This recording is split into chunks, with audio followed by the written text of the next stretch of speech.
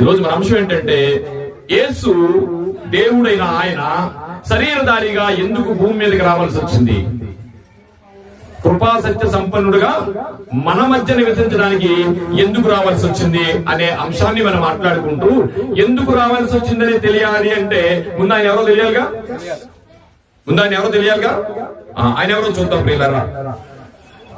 Hebrew పత్రిక 2వ అధ్యాయము ఎందుకు ఆయన రావాల్సి వచ్చింది అనే ఒక విషయాన్ని చదువుకుని మనం ముందుకెళ్తాం. హెబ్రీ పత్రిక 2వ అధ్యాయం 14వ వచనం. కాబట్టి ఎందుకు వచ్చారంటే ఆయన, ఎందుకు రావాల్సి వచ్చిందంట?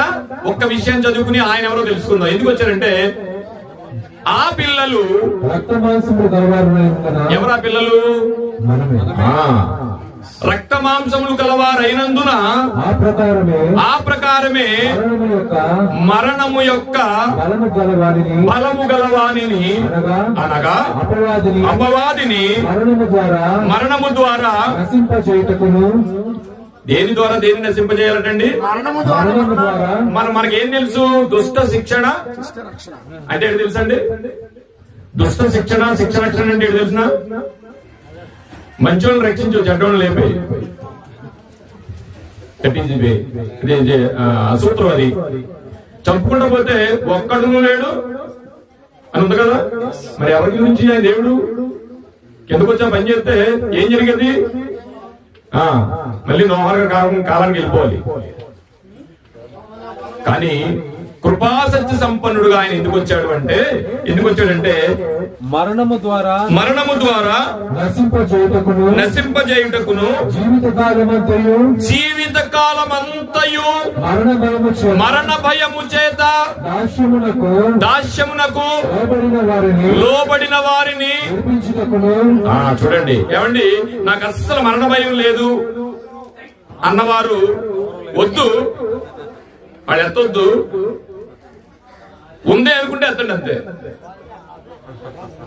ఎవరు ఎత్తొద్దు, ఎందుకంటే అందరికీ మరణ భయం ఉంది. ఆ మరణ భయాన్ని నుంచి తప్పించడానికి యేసు ప్రభు వారు ఈ లోకానికి శరీరధారిగా రావాల్సి వచ్చింది. ఎందుకంటే ఆయన పిల్లలు రక్త మాంసంతో కలిగి ఉన్నారు కాబట్టి ఆయన కూడా వారితో పాలి భాగస్థుడు కావాలంటే చిన్న చిన్న సన్నివేశాలు చూస్తుంటాం. రాజుగారు వస్తారు. నిన్న మొన్న ఎక్కడో గారండి ఒక వీడియో చూశాను నేను. ఆయన ఇంచుమించు కలెక్టర్ ఎవరో ఒక ముసలోడు యాస వేసుకుని వచ్చి అక్కడ ఏదో ఇన్సిడెంట్ జరిగితే చదువుకోడేసరికి రోడ్డు మీద పెట్టి ఎవరిని? కలెక్టర్ గారిని. ఆయన ముసలైన పోనీ అలాగ వస్తే ఎలా ఉండేది? ఇలా ఉండేది. లేకపోతే ఏ పక్షి రూపంలో యేసు ప్రభు వచ్చారనుకోండి, వెంటనే కూర వండేసుకుంటాం మనం. అవునండి, వండేసుకుంటాం. కానీ అలా రాలా ఆయన. ఎలా రావాలనుకున్నాడంటే ఇదిగో నీలాగా రావాలనుకున్నాడు. ఎందుకంటే నిన్ను ఆయనలా పుట్టించుకున్నాడు కాబట్టి దేవునికి మహిమ కలుగును గాక. నీలాగా వస్తేనే నీతో మాట్లాడగలుగుతాం. ఏమండి, మీ సొంత విషయాలు మీ స్నేహితులతో కాకుండా ఇంకెవరితో గొప్పలతో చెప్పుకోగలరా? చెప్పుకోలేము. ఎవరు ఎలాగుంటారో అలాగే ఈ లోకానికి ఆయన రావాలనుకున్నాడు. అందుకే ప్రియ దేవుని సంగమా, ఎందుకు శరీరధారి అయి వచ్చాడంటే ఈ లోకానికి ఒక మాట దేవుడు అనే పదంలో మనం చూసుకున్నాం. ఆయన దివ్య తేజస్సు కలిగిన వాడు.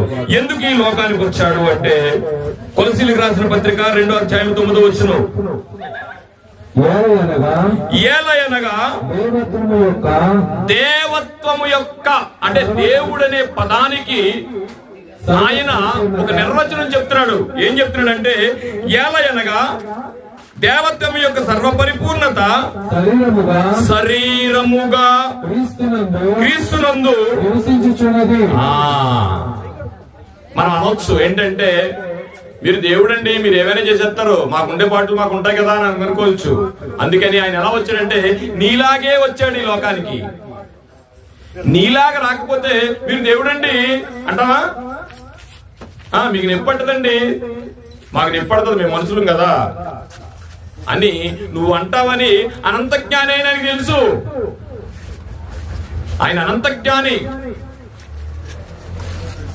తెలిసిన ఏం చేశాడంటే, ఇదిగో నీలాగే రక్త మాంసములు కలిగి ఈ లోకానికి వచ్చాడు. ఏలయనగా దైవత్వం యొక్క సర్వ పరిపూర్ణత శరీరముగా క్రీస్తునందు నివసించుచున్నది. మీరు అనుకుంటారేమో, ఆయన దేవుడు కదా, గిల్లితే నొప్పి పట్టదు కదా, ఆయన దేవుడు కదా, అన్నం తినకపోతే ఆకలేదు కదా, ఆయన చచ్చిపోతాడు ఏంటి నువ్వు అనుకుంటావేమో. కాదు కాదు కాదండి, ఆయన నీలాగానే వచ్చాడు ఇక్కడికి. ఎందుకు వచ్చాడంటే, ఇదిగో నాయన నన్ను చూస్తే నువ్వు అవినీతి చేయకూడదని నీకు అర్థమైపోద్ది. నీకేదో కావాలనుకుని నువ్వు అలా చేస్తున్నావే తప్ప చెయ్యకపోయినా నువ్వు బ్రతుకుతావు. ఈ చిన్న జీవితం గురించి నువ్వేం చేస్తున్నావు అంటే, ఇగో నన్ను పోగొట్టేసుకుంటున్నావు అనుకుని ఈ లోకానికి సర్వపరిపూర్ణతతో ఆయన మనలాగే వచ్చాడు. ప్రియులారా, యోహాను సువార్త నీవు రాజువా అని అడిగాడండి. ఎస్, ఐ యామ్ కింగ్, నువ్వు అన్నట్టే. ఎందుకన్నాడండి? హీస్ కింగ్, ఆయన రాజు. కానీ లోకానికి రాజు కాదు, ఈ ఒక్క లోకానికి రాజు కాదు, ఆయన సకల ప్రపంచములకు రాజాది రాజు. దేవునికి మహిమ కలుగును గాక.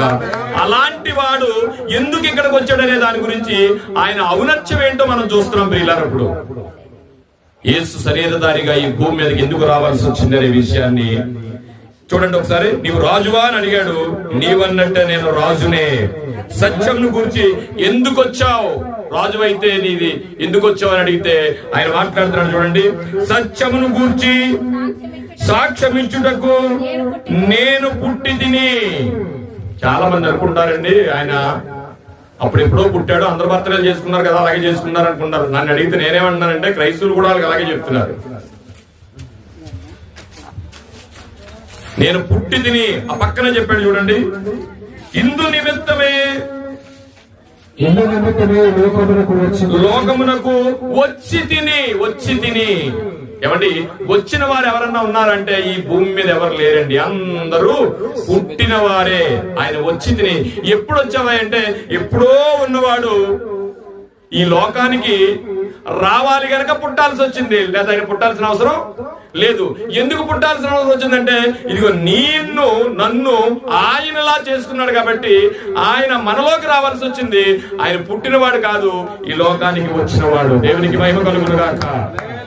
ఈ లోకానికి వచ్చినవాడు ఆయన మహోన్నతను మరో మాటలో మనకు చూడాలనుకుంటే ప్రియులారా, యెషయా గ్రంథము 57వ అధ్యాయము 15వ వచనం, మహాగణుడును మహోన్నతుడును పరిశుద్ధుడును, ఎవరండైనా పరిశుద్ధుడును నిత్య నివాసి అయి ఉన్నవాడు. ఎప్పుడు నిత్య నివాసించున్నాడంటే, ఆయనకి ఉన్నవాడు అనువాడు, ఆయనకు మొదలు లేదు.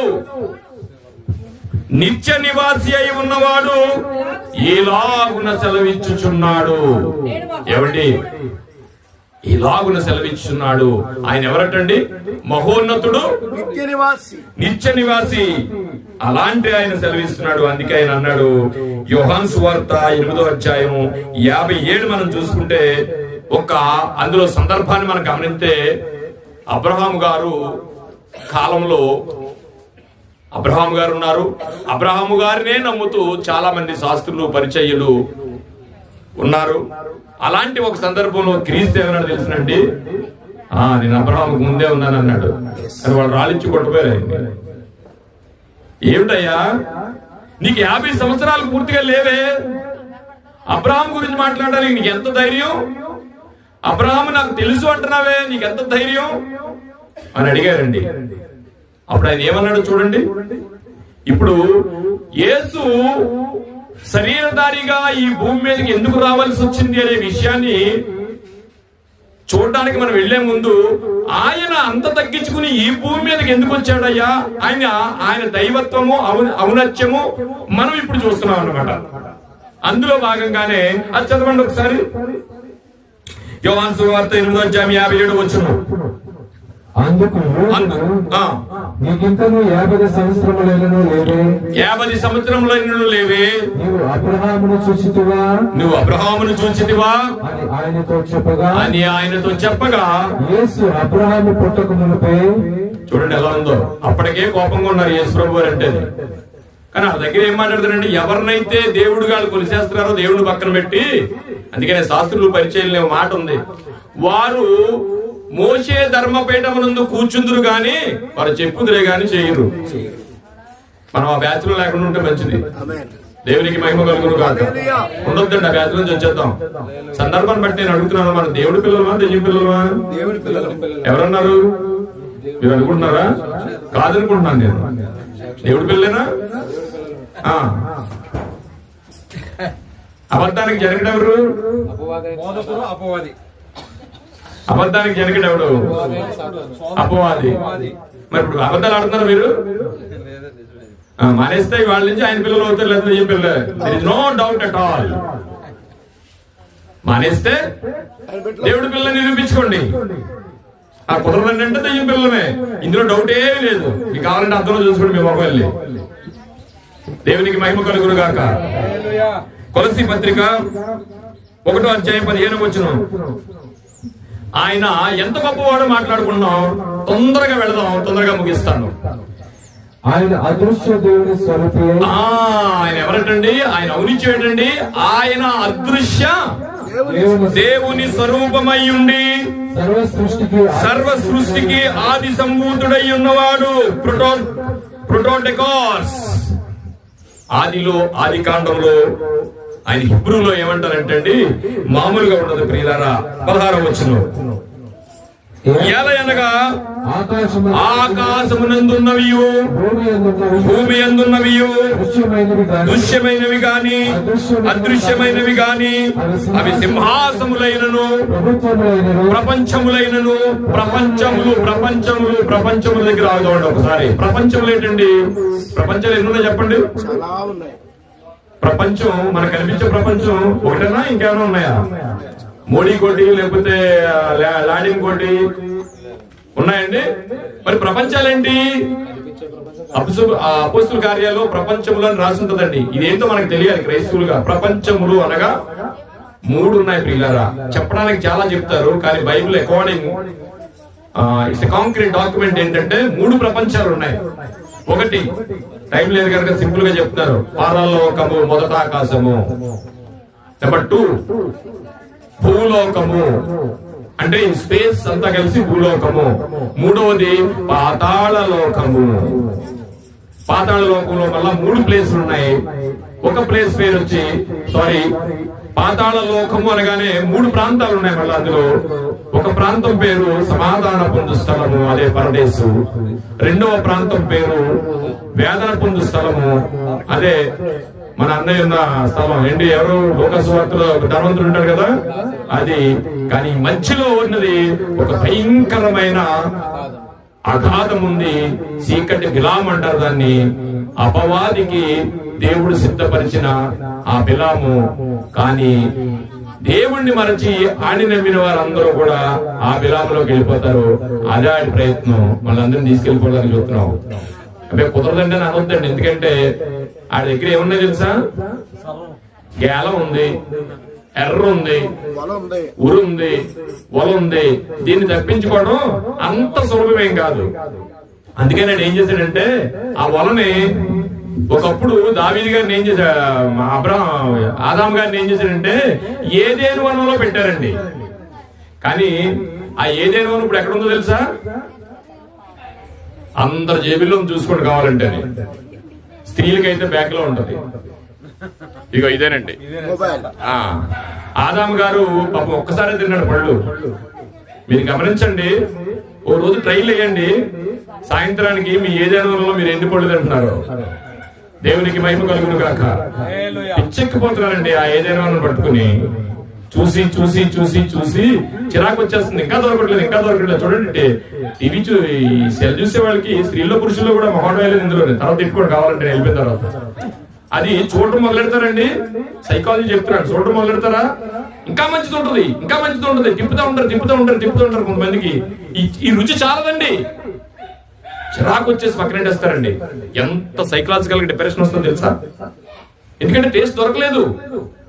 అదో సబ్జెక్ట్ అనుకోండి, పక్కన పెడదాం. ప్రియా దేవుని సంగమా, ఆయన ఔన్నత్యం ఏంటంటే 17వ వచనం, యేసు శరీరధారిగా ఎందుకు ఈ భూమి మీదకి వచ్చాడు, ఆయన ఎంత గొప్పవాడో మనకు తెలుసుకోవడానికి ప్రయత్నంలో ఉన్నాం. 17వ వచనం, ఆయన అన్నిటికంటే ముందుగా ఉన్నవాడు, ఆయనే సమస్తమునకు ఆధారభూతుడు. That is Christmas. దేవునికి మహిమ కలుగును గాక. నువ్వు క్రిస్మస్ చేసుకునే ముందు ఆయన ఎంత గొప్పవాడో తెలియకుండా నువ్వు క్రిస్మస్ చేసుకుంటే ఎన్ని పరవాన్నాలు వండుకున్న సమస్తము సున్నా అయిపోతుంది. పిల్లరా చిన్న మాట్లాడమంటారండి, ఈ టూత్ పేస్ట్ ఉప్పు ఉందా? ఉందండి. మీ క్రిస్మస్ లో క్రీస్తున్నాడా లేదా అదిరిందయ్య చంద్రం అన్నట్టు ఉందా? క్రీస్తు ఉండాలి. క్రీస్తు లేకపోతే అదిరిందయ్య చంద్రమే. దేవునికి మహిమ కలుగును గాక. ఆయన ఔన్నత్యాన్ని మనం తెలుసుకుందాం ప్రియులారా. ఆయన సర్వాధికారి అనడానికి మత్తయి గారు ఒక రాజుగా ఆయన ఎలా చేశాడంటే అండి, సర్వాధికారము ఇవ్వబడి ఉన్నది, నాకు సర్వాధికారం ఇవ్వబడి ఉన్నది కాబట్టి సమస్త జనులను. చాలండి. ఆయనకి ఏముందంటండి? సర్వాధికారం ఉంది. సర్వాధికారం ఉంది ఎక్కడ? ప్రపంచములలో, నాట్ ఓన్లీ ఎర్త్, ఈ భూమి మీద కాదండి ఆయనకున్నది సర్వాధికారం. ఎక్కడనుకున్నారు? ప్రపంచములలో. ప్రపంచములలో పరలోకమందును భూమి యందును, భూమికి 3వ ఆకాశమైన పాతాళంలో కూడా ఆయనకి సర్వాధికారం ఉందండి. అలాంటి వాడండి ఆయన. ఆయన ఔన్నత్యాన్ని గురించి మనం మాట్లాడుకుంటూ, హేరోదు అడిగాడు, నువ్వు రాజువా అన్నాడు. ఎస్, నేను రాజునే. అప్పుడేమన్నాడు తెలుసండి? నువ్వు రాజు అనగానే, అరే వీడికి ఏం చేస్తారంటే, నేను ఇప్పేసిన రాజు వస్త్రాలు ఉన్నాయి కదా, కట్టండి అని ఒక కర్ర తెచ్చి ఆయన రాజదండంగా చేతిలో పెట్టండి అని ఆయన ఏం చేశారు తెలుసండి? పిడిగుద్దులు గుద్దారండి. ఎందుకు ఊరుకున్నాడు? గడ్డం పిరికారండి, ఊరుకున్నాడు. ముళ్ళ కిరీటం పెట్టారండి, ఊరుకున్నాడు. ఎందుకో తెలిసిన? పరమ తండ్రి చిత్తము నెరవేర్చుట కొరకు పరము వీడి భూమిపై అరుదెంచితివా, దేవుడవై ఉండి మనుషుల చేత చిత్రహింస పడినావయ్యా, కొరడాల దెబ్బలు కొట్టి తలకు ముళ్ళ కిరీటముంచి మోమున ఉమ్మి వేసి అపహసించి నెట్టినారా, నా కోసమా ఈ బలియాగము, నా కోసమా ఈ బలియాగము, ఎవరు చేయగలరు ఇంత త్యాగము, ఎంత ఘోరమయ్యా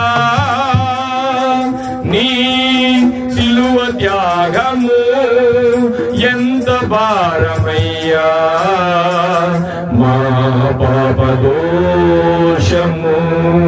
నీ నా కొరకు అయినా ఎంత తగ్గించుకుని లోకానికి వచ్చి ఆయన సృహలేని పరిస్థితుల్లో ఆయన బలియాగం చేశాడు. ప్రియులారా, ఒదకుతే బడిన గొర్రె పిల్లవోలే నిన్ను నువ్వే అర్పించుకొంటివే, భారమైన ఆ సిలువను కరువరి వరకు నీ భుజాన పెట్టుకొని మోసితివా, ప్రక్కలో బల్లముతో పొడిచెను కాళ్ళు చేతుల మేకులు, శిరసు పైన రక్తధారలు, నా కోసమా ఈ బలియాగము, ఎవరు చేయగలరు ఇంత త్యాగము, ఎంత ఘోరమయ్యా నీ సిలువ త్యాగము, ఎంత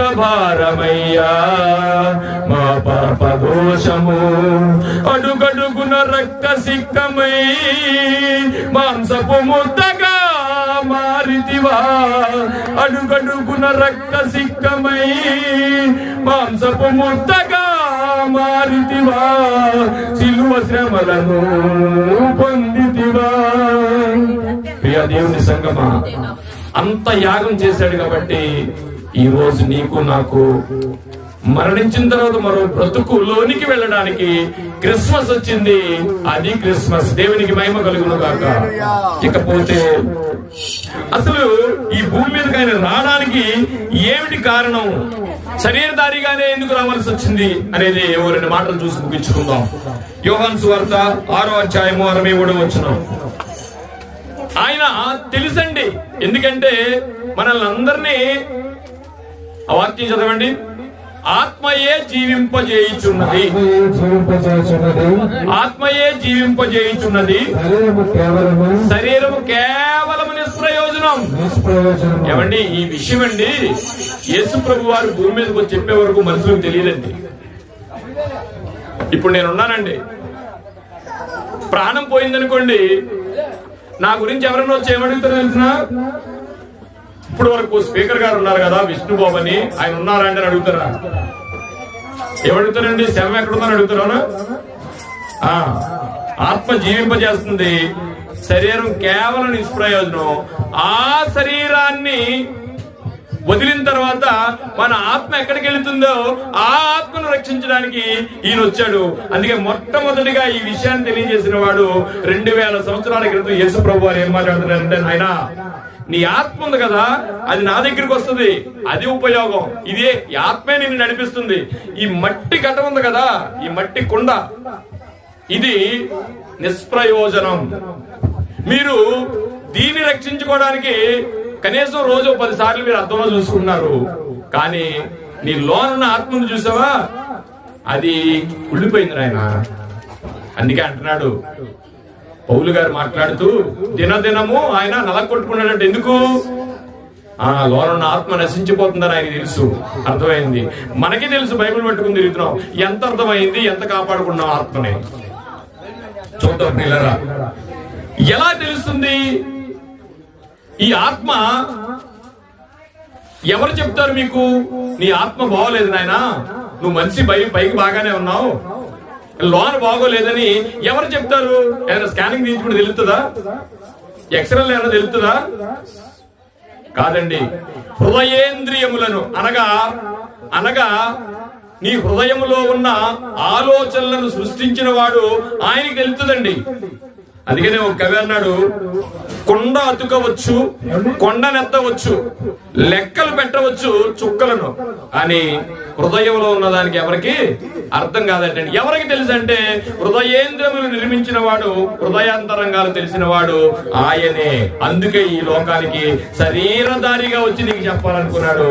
అందుకే ఈ భూమి మీదకి వచ్చాడు. ప్రియులారా, దేవునికి మహిమ కలుగును కాక. శరీరధారిగా రాకుండా పై నుండి ఆయన దేవుణ్ణి మిమ్మల్ని అందరూ నేను బాగు చేస్తానంటే 40 గంటలు ఉంటాం. ఎందుకు రావాల్సి వచ్చిందంటే నువ్వు పడ్డ కష్టాలన్నీ ఆయన పడ్డాడు. ఇలా ఓర్చుకుంటే మీరు కూడా నాలాగా తండ్రి కుడిపార్శ్వాన ఉంటారని చూపించి వెళ్ళాడు. అలా బ్రతికితే ఆయన దగ్గరికి వెళ్తాం, లేకపోతే మన అన్నయ్య అన్నాడు కదా, అక్కడికి వెళ్ళిపోతాం. ఆది కాండములో మన ఆత్మకు దేవుడికి ఎడబాటు కలిగింది ప్రియులారా, ఎడబాటు కలిగింది. ఈ ఎడబాటుని, ఆ తెగిపోయిన బంధాన్ని కలపడానికి, ఆ తెగిపోయిన తాడును ముడేయడానికి పరలోకమునున్న దేవుడు ఈ లోకానికి శరీరధారి అయి వచ్చాడు. ఎందుకయ్యా అంటే కొరింథీయులకు రాసిన మొదటి పత్రిక 6వ అధ్యాయము 19వ వచనం, నీ దేహము దేవుని వలన,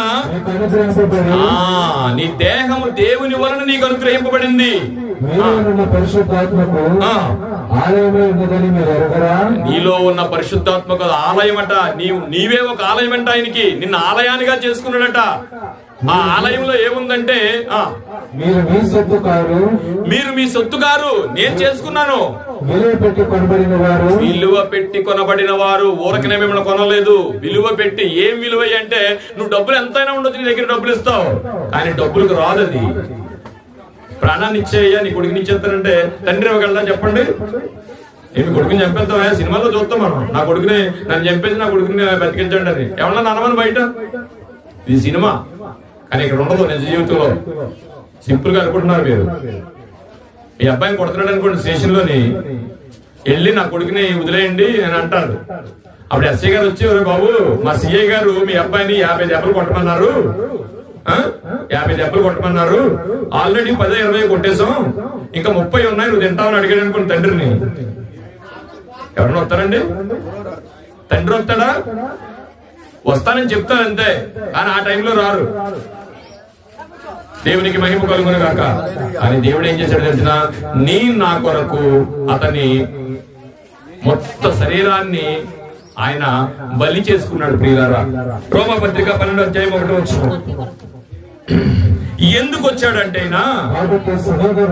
సహోదరులారా, పరిశుద్ధమును దేవునికి అనుకూలమైన శరీరముగా మీ శరీరములను ఆయనకు సమర్పించుకోండి. నీ కాళ్ళు, చేతులు, నీకు ఇచ్చిన కళ్ళు, సమస్త అవయవాలతో ఆయన ఏం చేయాలంటే మహిమపరచాలట, సమర్పించుకోవాలంట సజీవంగా. ఎప్పుడు రిటైర్డ్ అయిపోయిందని చేస్తానని సేవ అంటాడు ఒక్కొక్క ఆయన. బ్రతికుండగానే, ఆరోగ్యం బాగుండగానే ఆయన గురించి చెప్పాలట. అందుకే ఆయన ఈ భూమి మీదకి ఎందుకు వచ్చాడంటే ప్రియులారా, నిన్ను నన్ను రక్షించడానికి, కడగడానికి, ఆయన మన దేహంలో ఉన్న అపరిశుద్ధమైన పాపాన్ని కడగడానికి ఆయన శరీరధారిగా. ఎందుకు శరీరధారిగా అంటే, మనము శరీరముతో ఉన్నాం గనక మరణం యొక్క బలమనగానని రక్తముతో జయించాలి గనక మనిషికే రక్తం వస్తుంది, కానీ ఆత్మ అనే దేవుడికి రక్త మాంసాలు ఉండవు గనక ఆ రక్తంతో ఈ భూమి మీదకి ఆయన రావాల్సి వచ్చింది. దేవునికి మహిమ కలుగును గాక. ఆ రక్తముతో దేవుణ్ణి అపవాదిని ముళ్ళు విరవడానికి, తన కోరలు తీసివేయడానికి ఈ భూమి మీదకి శరీరధారిగా రావాల్సి వచ్చింది. అదే మాట్లాడుతున్నాడు కొరింథీయులకు రాసిన 2వ పత్రిక 6వ అధ్యాయము 17వ వచనం. మన ఆలయాలంటండి అపరిశుద్ధ పడిపోయాయంట మన దేహాలు. ఆ దేహాన్ని రక్షించడానికి ఈ భూమి మీదకి దేహముతో ఆయన ఈ భూమి మీదకి రావాల్సి వచ్చింది. దేవుని ఆలయమునకు విగ్రహములలో ఏమి పొందిక? మనము దీవము గల దేవుని ఆలయమై ఉన్నాము. అందుకు దేవుడు ఇలాగ సెలవించుచున్నాడు, నేను వారిలో నివసించి సంచరించును. ఎందుకంటే ఆయన ఎందుకు సజీవధారిగా శరీరంతో ఈ భూమి మీదకి రావాలనుకున్నాడంటే, ఇదిగో నీ శరీరంలోని నీతోనే ఆయన ఈ భూమి మీద నీతో సంచరించాలనుకున్నాడు. దేవునికి మహిమ కలుగును గాక. ఆయన మరణించిన తర్వాత కూడా 40 రోజులు ఈ భూమి మీద మనుషులతో తిరిగాడండి. అందుకు వచ్చాడు పిల్లారా. ఊరికన చనిపోయి బాబు నువ్వు చచ్చిపోతే కూడా నాకులాగే లెగుతావు నమ్ముకొని రాలేదండి. ఈ ప్రపంచానికి అంతా 33.5 సంవత్సరాలు బ్రతికి 3.5 సంవత్సరాల్లో ఈ ప్రపంచ పరిస్థితులు అంతా యావత్తుని ప్రపంచానికి చూపించాడండి. అంతేకాదు మరణించిన తర్వాత మరో బ్రతుకుంది అని చెప్పడానికి ఈ భూమి మీద ఆయన మరణించి అందరూ చూస్తుండగా లేచి 40 రోజులు ఆ ప్రపంచం అంతా తిరిగాడండి. 40 రోజులు మరణించిన తర్వాత ఇదిగో మీరు కూడా నాలాగా ఎగురుతారు ఆయన అని 40 రోజులు జీవించాడు. ప్రియులారా, దేవునికి మహిమ కలుగాక. ఎందుకు యేసు ప్రభువుని ప్రపంచం అంతా నమ్ముతుంది అనుకుంటారండి? ఊరికలు నమ్ముతుంది అనుకుంటున్నారా? ఏదో మతం నమ్ముతుంది అనుకుంటున్నారా? కాదండి. ఆ రోజు యెరూషలేములో గజ్జ గజ్జ గజ్జ గజ్జలు ఆడిపోయిందండి యెరూషలేము. ఆయన మరణించాడు, సమాధిలో పెట్టారు. 3వ రోజున పునరుద్ధానుడై లేచాడు. లేచిన తర్వాత అల్లిపోయింది ప్రియులారా రోమా ప్రభుత్వం. ఆయన వెళ్ళిన తర్వాత ఏ రోమా ప్రభుత్వం అయితే సిలువేసిందో అదే రోమా ప్రభుత్వం ఆయన దేవుడని నమ్మింది. దేవుడని నమ్మింది ప్రియులారా. ఎందుకు అనుకుంటున్నారు? ఇప్పుడు ప్రపంచ జనాభాలో 850 కోట్లుంటే 850 కోట్లలో కూడా సగం మంది యేసు ప్రభువుని నమ్ముకుంటున్నారు ప్రియులారా. ఊరకనేనా? అదండి, ఆయన సర్వాధికారి అండి. అంత గొప్పవాడు. నా కొరకు ఎందుకు వచ్చాడంటే ఆయన స్థితి నీతో ఏమంటున్నాడు అందులో, దేవుని ఆలయమునకు విగ్రహం ఏమి పొందిక? మనము జీవము గల దేవుని ఆలయమై ఉన్నాము. అందుకు దేవుడు ఇలాగ సెలవించుచున్నాడు, నేను వారిలో నివసించే సంచరించును. మనతో బ్రతకాలనుకున్నాడటండి. ఇందాక అయ్యగారు పాట పాడారు. ఆయన చక్కగా ఇందాక మీరు పాట విన్నారు కదా. ఆయన తల్లి గర్భంలో మళ్ళా పుట్టాలనుకున్నాడట. నీతో బ్రతకాలనుకుంటున్నాడు. ఇప్పుడు ఆయనతో నువ్వు ఉంటే నీతోనే బ్రతుకుతాడు, సదాకాలం నీతో ఉంటాడు. ఆఖరమాట, నేను వారిని దేవుడై ఉందును. మీరు ఆయన కావాలనుకుంటేనే దేవుడై ఉంటాడండి, లేకపోతే ఉండడు. ప్రియులారా, యేసు ప్రభు వారు ఎందుకు ఈ భూమి మీదకి సత్శరీరుడుగా పరిశుద్ధమైన దేహంతో శరీరంతో ఈ భూమి మీదకి రావాల్సి వచ్చిందంటే ఇదిగో నాతో సంచరించాలనుకున్నాడు. నీకు ఆయన ఏంటో నీకుగా ఆయనగా నీకు తెలియజేయాలనుకున్నాడు. అంత గొప్పవాడు కూడా భూమి మీదకి ఎందుకు వచ్చాడంటే మనతో సంచరించడానికి, ఆయన దేవుడే మీకు ఉండడానికి ఈ భూమి మీదకి వచ్చాడు. ఈ మాటలు విన్న మీరు రుచి చూడండి, తెలుసుకోండి. ఇంకా దేవుణ్ణి నమ్మకపోతే ఇక్కడ పరిచయం జరుగుతుంది అనుకుంటాను. చాలా మంది వస్తున్నారో రావట్లేదు నాకు తెలియదు, కానీ ఇంకా దేవుణ్ణి తెలుసుకోవాలనుకున్న వారు ఎవరు నమ్మొద్దండి. ఎవరన్నా చెప్తే ఎవరు నమ్మకండి. మీకంటూ ఒక ఆలోచన రావాలి. ఏమండి, ఆ కొట్టుకాడ మిఠాయి కొట్లు లడ్డు చాలా బాగుందని చెప్తే మీరు వెళ్ళి ఏం చేస్తారు? ప్రెసిడెంట్ గారు చెప్పారు నేను కొనుక్కుని వెళ్తాడా? తింటండి. వాడు కొనుక్కుంటాడు, తింటాడు. తిన్న తర్వాత బాగుంటే సరే సరే, ఇలా బాగోకపోతే మా ప్రెసిడెంట్ నచ్చుంటుంది, నాకు నచ్చలేదని వదిలేస్తాడు. మీరు కూడా అదే చేయండి. కానీ ముందు రుచి చూడాలిగా. రుచి చూడాలంటే కొనుక్కోవాలంటే కొడి దగ్గరికి వెళ్ళాలిగా. దేవుడి గురించి తెలుసుకోవాలనుకుంటే ఆలయానికి రండి, ఇక్కడ జరుగుతున్నట్టుంది, తెలుసుకోండి. మీకు అర్థం అవ్వలేదు, కుదరలేదు, వదిలేండి, బలవంతం ఏమీ లేదు. అందుకనే బైబిల్ స్పష్టంగా చెప్తుంది, మీరు దేవుణ్ణి నమ్మకండి, రుచి చూసి నమ్మండి, దేవునికి మహిమ కలుగును గాక. రుచి చూసి తెలుసుకోండి. ఈ చిన్న మాటలు దేవుడి వెనుకలో దీవించును గాక. చిన్న ప్రార్థన చేస్తున్నాం, కళ్ళు పుచ్చుకోండి. పరిశుద్ధుడా, ప్రేమగల తండ్రి, మహోన్నతుడా, మీకు స్తోత్రాలు నాయన. గతించిన కాలం అంతట్లో మీ కృపలో భద్రపరిచారు ఈ సంఘాన్ని, ఈ గ్రామాన్ని. ఈ ఉదయకాల సమయంలో నీ కృపను బట్టి ఆయన ఈ గ్రామానికి కొన్ని మాటలు వినిపించడానికి అల్పుడు నన్ను నియమించినందుకే కృతజ్ఞతాస్తుతులు చెల్లిస్తూ, ఆయన నువ్వెవరవో, ఎంత గొప్పవాడివో, ఎంత దైవత్వం కలిగిన వాడివో వివరిస్తూ, నాయన మీరు అంత సింహాసనానికి, ఈ సృష్టికి ఆధారభూతుడై ఉండి మాలో ఒకటిగా ఎందుకు శరీరంతో ఈ లోకానికి రావాల్సి వచ్చిందో స్పష్టంగా మాతో మాట్లాడారు. నాయన ప్రతి బిడ్డకు ఈ వాక్యాన్ని వినిపించినందుకు కృతజ్ఞతాస్తుతులు చెల్లిస్తూ, విన్న వాక్యాన్ని వదలకుండా ప్రతి బిడ్డ ఆలోచించి నేను రుచి చూసి ఈ గ్రామం అంతా నీ చిత్తమైతే తెలుసుకుని నేను వెంబడించడానికి కృప చూపండి. సమస్తాన్ని మీ చేతులకు వారి యావచ్చిత్రం మీ పాదాల ముందు మీ చిత్తానికి అప్పగించుకుంటూ ఈ చిన్న ప్రార్థన యేసు వారి ప్రశస్తమైన నామములో మిక్కిలి వినయంతో బ్రతిమలాడి వేడుకుంటున్నాము తండ్రి, ఆమేన్. అందరికీ వందనాలమ్మా. వాక్యం అర్థమైంది అనుకుంటున్నాను.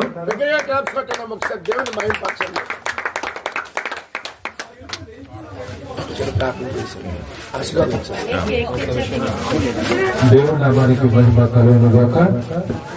మరి నీ యొక్క జీవితాలలో, నా యొక్క జీవితాలలో, మనందరి జీవితాలలో నిజమైన వెలుగును పొందాలి అని అనుకుంటే అది క్రీస్తును ఎరిగి ఉండడమే మన జీవితాలలో నిజమైన వెలుగు.